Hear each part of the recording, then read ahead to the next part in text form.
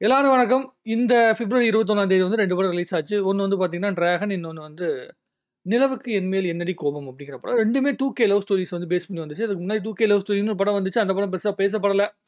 So இந்த திரைப்படங்கள் வந்து இப்போ இருக்க ஜெனரேஷனுக்கு தகுந்த மாரி காதல் கதைகள வந்து எந்த அளவுக்கு என்டர்டெயின்மென்ட்டா குடுக்க முடியுமோ, அந்த அளவுக்கு குடுத்திருந்தாங்க. இந்த 2 படத்துல வந்து டிராகன் திரைப்படம் 3 நாட்கள்ல ₹50,00,00,000 கலெக்ஷன் வந்திருக்கு அப்படிங்கிறத கேட்கும்போது ரொம்ப ஆச்சரியமா இருந்தது. ஒவ்வொரு முறையும் வந்து பார்த்தீங்கன்னா, ஏஜிஸ் என்டர்டெயின்மென்ட் வந்து மிகப்பெரிய பட்ஜெட்ல படம் பண்ணி, ஓரளவுக்கு வந்து லாபம் பார்த்துருக்க அந்த சூழ்நிலைகள் இருக்க படம் வரும்போது, கண்டிப்பா அத மீட்டெடுக்கக்கூடிய இடத்துல வந்து பார்த்தீங்கன்னா, பிரதீப் ரங்கநாதன் இருந்த மாதிரி ஒரு சூழ்நிலை அமைஞ்சது. ஏற்கனவே பிகில் படத்துல வந்து அவங்க போட்ட காசும், அது கூட கொஞ்சம் தான் லாபம் வந்துச்சு அப்படிங்கிற மாரி ஒரு சூழ்நிலை வந்துச்சு. அந்த நேரத்துல வந்து பார்த்தீங்கன்னா, லவ் டுடே படம் வந்து ஏஜிஎஸ வந்து இன்னும் ரீபூட் பண்ணுச்சு. அதே மாதிரி வந்து இப்ப ஆல்ரெடி கோட் திரைப்படம் வந்து மிகப்பெரிய பட்ஜெட்ல படம் எடுக்கப்பட்டுச்சு. அந்த பட்ஜெட்டுக்கும் அந்தந்த கலெக்ஷனுக்கும் சரியான கணக்கே வந்து பார்த்தீங்கன்னா, நம்மளால பேச முடியாத சூழ்நிலை வந்துச்சு. ஸோ அத தாண்டி ஒரு மிகப்பெரிய ஒரு இடத்த நோக்கி வந்து இந்த படம் நகர்த்தி கொண்டு போயிட்டுருக்கு. 150,00,00,000க்கு மேல கலெக்ஷன் வந்துரும் அப்படிங்கிற மாரி சொல்லியிருக்காங்க. ஏன்னா 3 நாட்கள்லயே வந்து 50,00,00,000 கலெக்ஷன் அப்படிங்கிறது, ஆ பிரதீப் ரங்கநாதன் அப்படிங்கிற ஒரு ஆக்டருக்கு ஒரு மிகப்பெரிய ஒரு இடத்த நோக்கி நகர்த்தும். அவரு வந்து இன்னும் ஒரு படம் பண்ண போறாரு. ஏஜிஎஸ்ல இன்னொரு படம் பண்ண போறாரு. இன்னொரு அப்புறம் எல்ஐகேன்னு ஒரு படம் வந்து பண்றாப்ல. நம்ம விக்னேஷ் சிவன் கூட ஒரு படம் பண்றாப்ல. ஸோ அந்த படங்கள்லாம் வந்து வெற்றி அடைஞ்சதுன்னா, அவர் இன்னும் மிகப்பெரிய ஒரு இடத்த நோக்கி வந்து தமிழ் சினிமால அடைய போறார் அப்படிங்கிற மாற்று கருத்து கிடையாது. அப்படியே இந்த பக்கம் வந்து பார்த்தீங்கன்னா, தனுஷ் அவர்களுடைய இந்த நீக் திரைப்படம் இருக்குல்ல. அதாவது நிலவுக்கு என்மேல் என்னடி கோபம் அப்படிங்கிற திரைப்படமும் ஒரு முக்கோண காதல் கதை அப்படிங்கிறத பேஸ் பண்ணி ஒரு படம் பண்ணியிருக்கிறாங்க. அந்த படமும் வந்து பார்த்தீங்கன்னா, ரொம்ப நம்மள டிசப்பாயிண்ட் பண்ற மாரியான படம்லாம் ஒண்ணும் கிடையாது. ஒரு அழகான காதல் கதைய வந்து பார்த்தீங்கன்னா, எவ்வளோ தூரம் இந்த ஜெனரேஷன் ரசிக்கும்படி குடுக்க முடியுமோ, அந்த அளவுக்கு குடுத்துருக்காங்க. ஆனா, டிராகன் திரைப்படத்துக்கும், நீக் திரைப்படத்துக்கும் என்ன மிகப்பெரிய வித்தியாசம்னா, டிராகன் திரைப்படம் வந்து பசங்க உருப்படாம போயிட்டுருந்தானுங்கன்னா, அதுக்குள்ள என்னென்ன சூழ்நிலைகள் வரும் அப்படிங்கிறது தான் இந்த படம் மெயினா பேசுது. ஆனா, இந்த நீக் திரைப்படம் வந்து என்ன பேசுதுன்னா, ஒரு லவ் ஸ்டோரிக்குள்ள வந்த ஒரு ரிலேஷன்ஷிப்க்குள்ள வந்த ஒரு சின்ன இஷ்யூஸ். அங்கேயும் வந்து வேலை சம்மந்தப்பட்ட விஷயங்கள், அதில இருக்கிற இஷ்யூஸ் எல்லாத்தையுமே பேசுது. பட் ஆனா அதை தாண்டி இந்த படம் வந்து ரொம்ப மனசுக்கு நெருக்கமா போனதுக்கு உண்டான காரணம் என்னன்னா, தமிழ்நாட்டுக்குள்ள முக்காவாசி ஸ்டூடண்ட்ஸ் இந்த மாரி உருப்படாத கேஸா தான் இருக்காய்ங்க.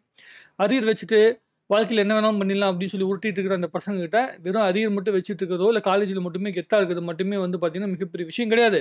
அத தாண்டி ஒரு மிகப்பெரிய லைஃப் இருக்கு. அத நோக்கி நீங்க நகர்ந்து போயே ஆகணும். ஃப்ராடு பண்ணியோ, இல்ல வந்து குடும்பத்த ஏமாத்தி, பேரண்ட்ஸ ஏமாத்தி, லவ்வர ஏமாத்தி, ஆ நம்மளே ஏமாத்திக்கிட்டு இருக்கனால மட்டுமே எந்த ஒரு மிகப்பெரிய ஒரு சந்தோஷத்த நம்ம வந்து அனுபவிச்சிட முடியாது. அப்படியே நீங்க அந்த சந்தோஷத்த அனுபவிச்சீங்கன்னா கூட, அது உங்ககிட்ட டெம்பரரியா இருக்குமே தவிர, பெர்மனன்ட்டா உங்ககிட்ட இருக்காது அப்படிங்கிற விஷயத்த வந்து டிராகன் திரைப்படம் வந்து ரொம்ப அழுத்தமா பேசுச்சு. அதனால தான் எல்லா மக்களுமே வந்து பார்த்தீங்கன்னா, ஈஸியா அந்த படத்துக்கூட கனெக்ட் ஆகுறாங்க. டிக்கெட்டும் பயங்கரமா புக் ஆயிட்டு இருக்குது. எல்லா ஸ்டேட்லயுமே படம் வந்து நல்லபடியா பேசப்பட்டு இருக்குது அப்படிங்கிறது ரொம்ப ஆச்சரியமான விஷயம். ஓவர்சீஸ்ல வெளிநாடுகள்லயே கிட்டத்தட்ட ₹14,00,00,000 கலெக்ஷன் வந்திருக்கு அப்படின்னா, நீங்க பார்த்துக்கங்க. அவ்வளோ பெரிய இம்பாக்ட் வந்து இந்த படம் உருவாக்கியிருக்கிறது ரொம்ப நல்ல விஷயம். நான் ரொம்ப நாளா ஒரு ஆசை இருக்கு. எனக்கு என்ன தமிழ் சினிமாவுக்குள்ள இப்ப ரஜினி சார், கமல் சார், அதுக்கப்புறம் விஜய், அஜித் அவர்கள், அதுக்கப்புறமேட்டு அ சூர்யா, விக்ரம் இவங்கலாம் இருக்காங்கல்ல. இந்த ஜெனரேஷன தாண்டி அடுத்த ஜெனரேஷன் ஆக்டர்ஸே இல்லாம போயிட்டாங்க அப்படிங்கிற ஒரு சூழ்நிலை இருக்கும்போது, இப்ப பிரதீப் ரங்கநாதன் மாதிரியான ஆட்கள், கவினா இருக்கட்டும், ஒரு ஏவா இருக்கட்டும், இப்ப நெறைய ஆக்டர்ஸ் வராங்கல்ல. இவங்கலாம் வரும்போது, அவங்களுக்குன்னு ஒரு இடம் வரணும், அவங்களுக்குன்னு ஒரு பிசினஸ் வரணும் அப்படின்னு சொல்லி ரொம்ப ரொம்ப ஆசை. அது இப்ப நடந்துட்டு இருக்கிறத பார்க்கும்போது ரொம்ப ரொம்ப சந்தோஷமா இருக்கு மனசுக்கு.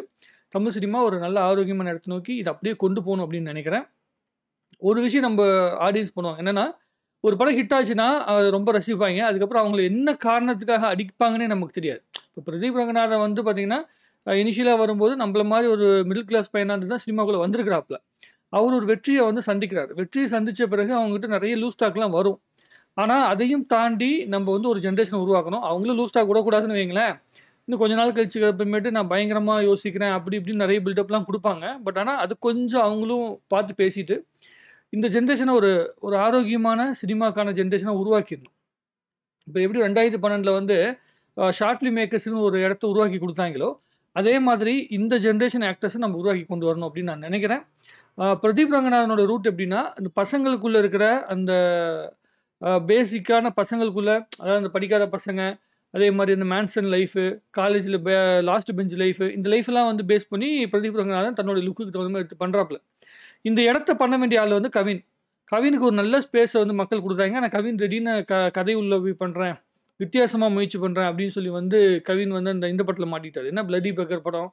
அந்த படமும் நல்ல படம் தான். பட் ஆனா அது வந்து எல்லாருமே ரசிக்கும்படியாக அது இல்ல. ஒரு தியேட்டர் மெட்டீரியலா இல்லாம ஓடிடி மெட்டீரியலா அந்த படம் மாறி போச்சு. பட் ஆனா இந்த திரைப்படம் இருக்குல்ல, இது தியேட்டர் மெட்டீரியல். பிரதீப் ரங்கநாதன் யோசிக்கிறது எப்படின்னா, அவர் சம்மந்தப்பட்ட கதையை செலக்ட் பண்ணது எப்படின்னா, தியேட்டர்ல ஆடியன்ஸ் வந்து ரசிக்கணும். பல ஆக்டர் வந்து பார்த்தீங்கன்னா, இந்த சீரியலுக்குள்ளேருந்து வரவங்க, டிவிலேருந்து உள்ள வரவங்க எல்லாருமே, அவங்க டிவி ஓரியன்டடா தான் அதிகமா திங்க் பண்றாங்களே தவிர, தியேட்டர் ஓரியன்டடா திங்க் பண்றது இல்ல. பிரதீப் ரங்கநாதன் டைரக்ட்டா படம் பண்ண வந்துட்டார் அப்படிங்கிறனால, அவருடைய அந்த மைண்ட் செட் எப்படி இருக்குன்னா, தியேட்டர் ஆடியன்ஸ் எப்படி கவர்றது அப்படிங்கிறது மட்டும் தான் அவரோட மைண்ட் செட் இருக்கு. இந்த திரைப்படம் கூட டிராகன் படத்துடைய ஒன் லைன் வந்து அவர் தான் குடுத்திருக்காரு போல. அத தான் டெவலப் பண்ணி அந்த அஸ்வத் வந்து படம் பண்ணியிருக்காப்ல. ரொம்ப நல்லா பண்ணியிருக்காரு. ஹீரோயின்ஸு, அதுக்குள்ள வர சின்ன சின்ன காமெடி, அதுக்கப்புறம் விஜய் சித்து இவங்க எல்லாருமே வந்து பார்த்தீங்கன்னா, ஓரளவுக்கு படத்துடைய அட்ராக்ஷன் அப்படின்னு எடுத்துக்கிட்டா கூட, இது எல்லாத்தையுமே ஒண்ணு திரட்டி ஒரு கம்யூனிகேட் பண்ற அந்த விதம் இருக்குல்ல, ஸ்க்ரீன்ல அது ரொம்ப ரொம்ப முக்கியமான விஷயம். நான் லவ் டுடே படம் வந்து ஒரு மேஜிக்கா நடந்துருச்சு.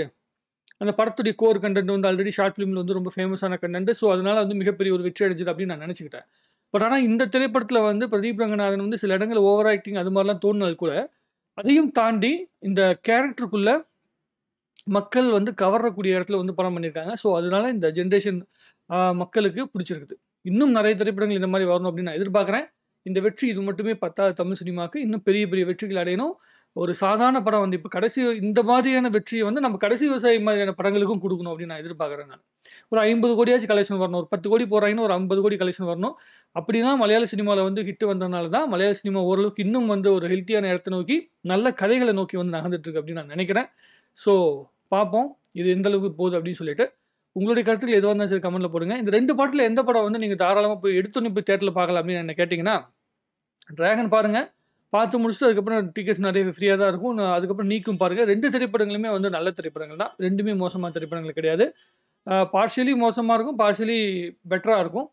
நம்ம வந்து ஒரு படம் பார்க்க போறோம்னா, ஒரு 70% நம்ம குடுக்குற காசுக்கு ஒர்த்தா அந்த படம் இருக்குதா? நம்மள ஓவர் பொல்யூட் ஆக்காம, நம்மள வந்து இன்னும் என்ன பண்ணணும் தெரியுமா படம்? நம்மள 100% எத பத்தி யோசிக்காம என்ஜாய் பண்ணி சிரிக்க வச்சுட்டு வந்துரணும். அது ஒரு மாதிரியான படம். இன்னொரு பக்கத்து என்னன்னா, ஒரு திரைப்படம் வந்து நம்மள தேவையில்லாம யோசிச்சுக்கிட்டு, அதே மாரி தியேட்டருக்குள்ள போனதுக்கப்புறம் கையில நோட் எடுத்துக்கிட்டு நம்ம உட்காந்து தத்துவம் எழுதுற மாதிரியான படங்கள் எனக்கு தேவையில்ல. ஸோ, எனக்கு எப்பயும் இல்ல, மக்களுக்கே அது தேவையில்ல. ஒரு பொழுதுபோக்கு அப்படிங்கிற இடத்துக்குள்ள, பொழுதுபோக்கக்கூடிய அழகான சம்பவங்கள வச்சிருக்க படங்களா தான் இந்த 2 படங்களும் இருக்கு. தாராளமா நீங்க ஒரு முறை தியேட்டர்ல போய் பார்க்கலாம். அப்படிங்கிறதுல மாற்று கருத்தே கிடையாது. ஸோ, டிராகனா, நீக்கா அப்படிங்கிற டிஸ்கஷன வேணா படம் ஒரே நாள்ல ரிலீஸ் ஆச்சு அப்படின்னு வச்சுக்கலாமே தவிர, 2 திரைப்படங்களுமே நம்ம சமூகத்தில தேவைதான் அப்படின்னு நான் நினைக்கிறேன். அதுவும் இந்த 2கே கிட்ஸோட சமூகத்துக்கு இந்த 2 திரைப்படங்கள் ரொம்ப முக்கியமான படங்கள் தான் அப்படின்னு நான் கருதுறேன். நல்ல ஆரோக்கியமான ஒரு போக்கு வந்து பார்த்தீங்கன்னா, இந்த பிப்ரவரி மாசம் இந்த 2025லயே நடந்திருக்கு அப்படிங்கிறது ரொம்ப சந்தோஷமான விஷயம். மறுபடியும் அடுத்த வீடியோல சந்திப்போம். நன்றி, வணக்கம். உங்களுடைய கருத்துக்கள கமெண்ட்ல எழுதுங்க. இன்னும் நிறைய பேசுவோம். வாழ்க தமிழ்நாடு! வளர்க தமிழ் சினிமா!